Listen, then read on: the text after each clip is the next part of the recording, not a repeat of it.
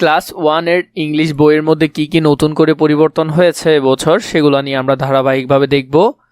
English for today বইটির আগে সূচিপত্র নিয়ে আলোচনা করে নিই, তার ধারাবাহিকতায় পুরো বইটি নিয়ে আমরা আলোচনা করব বিস্তারিতভাবে। আমরা যদি এটার কন্টেন্টসগুলো দেখি, প্রথমে unit 1 greetings and farewell, lesson 1 good morning, lesson 2 good morning, lesson 3তে how are you, lesson 4 how are you, lesson 5 goodbye, lesson 6 এ রাইমে টু লিটল ব্ল্যাকবার্ডস। তো এগুলো নিয়ে প্রতিটা ইউনিট নিয়ে আমরা ধারাবাহিকভাবে আলোচনা করব, অ্যালফাবেট অ্যান্ড নাম্বারস। এরপর আমাদের ইউনিট 3তে আছে ক্লাসরুম ইনস্ট্রাকশন, দিক নির্দেশনা শ্রেণীকক্ষের। ইউনিট 4-এ আছে আমাদের কোয়েশ্চেন্স অ্যান্ড আনসার, এটা নিয়েও আমরা আলোচনা করব। ইউনিট 5-এ আছে রাইমস অ্যান্ড সাউন্ডস। তো এগুলা নিয়ে আলোচনা করব।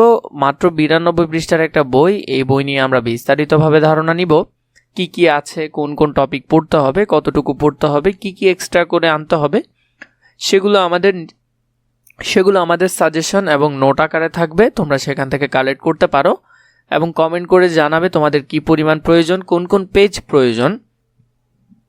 সেটা যদি আমাদেরকে কমেন্ট করে জানাও, তাহলে আমরা তোমাদের জন্য খুব দ্রুত কাজগুলো করে রেডি করে তোমাদেরকে দিয়ে দেব।